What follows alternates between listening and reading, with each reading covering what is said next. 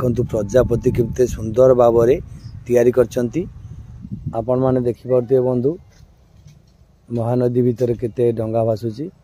बहुत भक्त आसी डंगा बसैकी मध्य गलेनी। बंधु नमस्कार, मु शंकर विश्वाल, मो चैनल आपण मानकु स्वागत।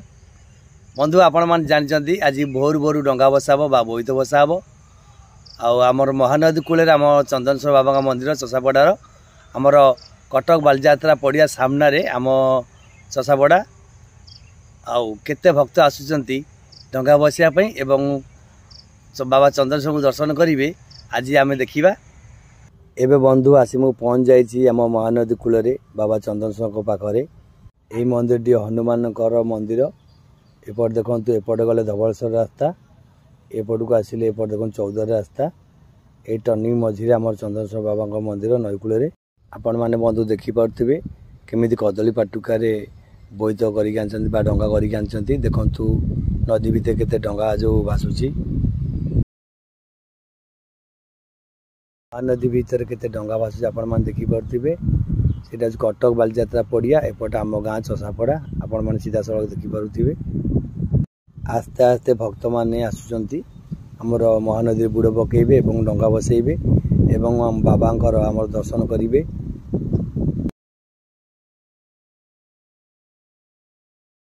आस्ते आस्ते भिड़ है आपण मैंने देखिपे। भक्त मैंने आसी बुड़ पकेबे एवं डंगा बसैबे बाबा चंदनेश्वर को दर्शन करेंगे।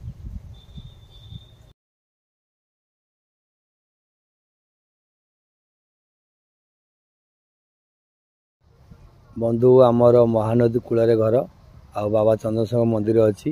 आमर ए ग्रामर परिवेश आपन केमी लगुच जो महानदी कूल बाबा चंदनेश्वर मंदिर अच्छी। ए स्थान टी किपर मन लगुच आपन कमेंट माध्यम जनइबे।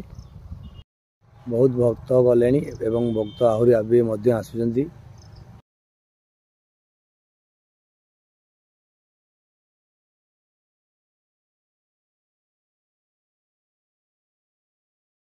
भक्त माने बहुत आनंद रे डंगा बसौचंती आपण माने बंधु देखि पारुथिबे।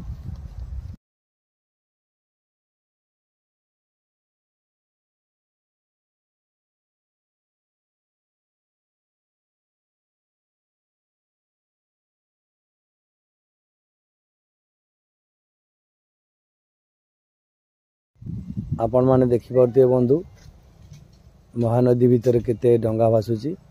बहुत भक्त आसी डंगा बसैकी मध्य गलेनी। आपण माने बंधु देखि पारुथिबे आस्ते आस्ते केते भक्त माने भिड़ हेलेनी।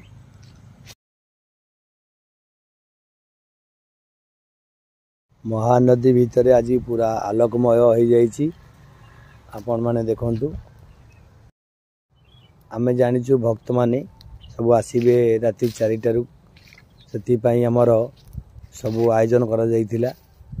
आमर नदी कूले सब लाइट लगा जाइथिला जेमती भक्त मानकर किसी असुविधा न हुए। हम चषापड़ा ग्रामवासी तरफ लाइट व्यवस्था करा जाइथिला। एबे आसंतु आमे जीवा बाबा चंदनेश्वर बाबा को टिके दर्शन करिबा।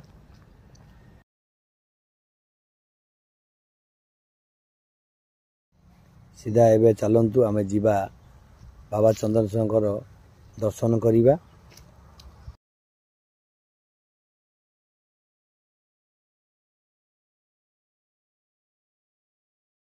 महानदी रे बुड़ पकई एवं डंगा बसई सीधा आसुचंती बाबा को दर्शन करुचंती। तापरे भक्त मान जाउचंती।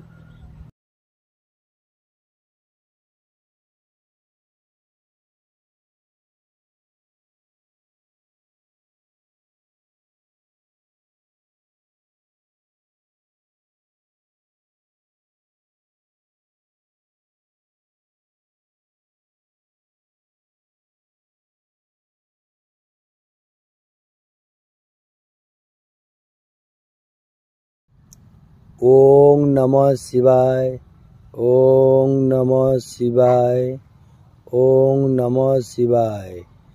वर्तमान आमर बाबांकर पूजक हेले आम चगल नना आउ कालिया नना देखि पारुथिबे। एबे मंदिर भीतरटा आपण देखि पाइले।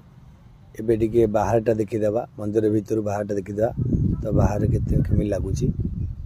देखि पाइले केम लगुच बाहर वर्तमान सकाल हो गलानी आपण मैंने देखी पारे आउ जे भक्त मैंने आसुँच आम ग्रामवासी तरफ भक्त मान प्रसाद सेवन की आयोजन करा सब प्रसाद भी दि जाऊ देखी पारे आपण मैंने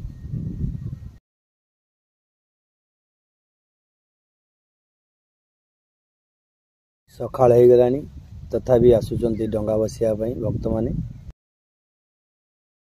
आर पटे आमर चंद्रेश्वर बाबा मंदिर एपटे हूँ हनुमान मंदिर ये हनुमान को भी भक्त माने दर्शन करुँच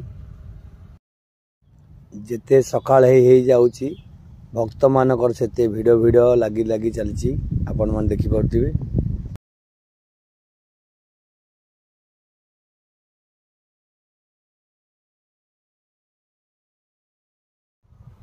सकाल भी बहुत मात्रा भिड़ होची आपण मैंने देखी पारे नदी भितर देखु केते डंगा सब भासिकी जाउची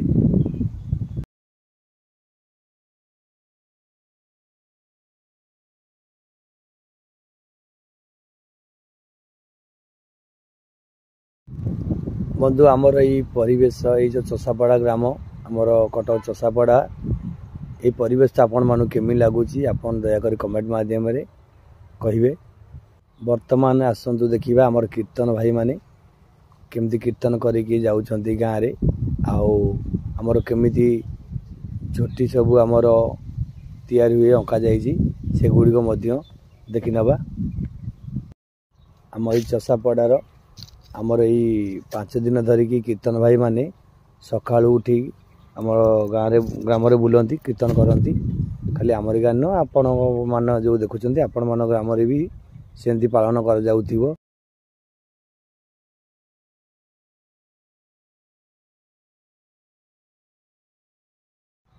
बंधु एबे जीवा आम ग्राम भितर झोटी सब केमिति तैयारी करचंती टिके देखिदबा एबे आसन देखिदबा गाँ भितर झोटी गुरा केमिति सब तैयारी करा जायछि आपण मन देखि चलंतु केते केते सुंदर हमर झोटी तैयारी हेछि वर्तमान बंधु आपण मन देखि पारथिबे केते सुंदर भाबरे हम झोटी तैयारी करूछंती आ शेष पर्यंत देखंतु ए झोटी केमिति तैयारी होछि आपण माने बुझीपारे बा जानीपारे वर्तमान एपट देखु आमर प्रजापति केमिति तैयारी होछि केते सुंदर भाव प्रजापति आमर तैयारी होछि आपण माने देखि पारुथिबे बंधु ये जोटीटा बहुत सुंदर तैयारी होछि एटा शेष पर्यंत देखिबा केमिति तैयारी होछि वर्तमान आपण माने देखंतु जगन्नाथ तैयारी करछंती केते सुंदर भाव जगन्नाथ तैयारी करछंती आपण माने देखि पारुथिबे वर्तमान आसन देखिबा झोटी संपूर्ण कंप्लीट हो गलानी आउ केमिति लागुच आपण माने देखि पारथिबे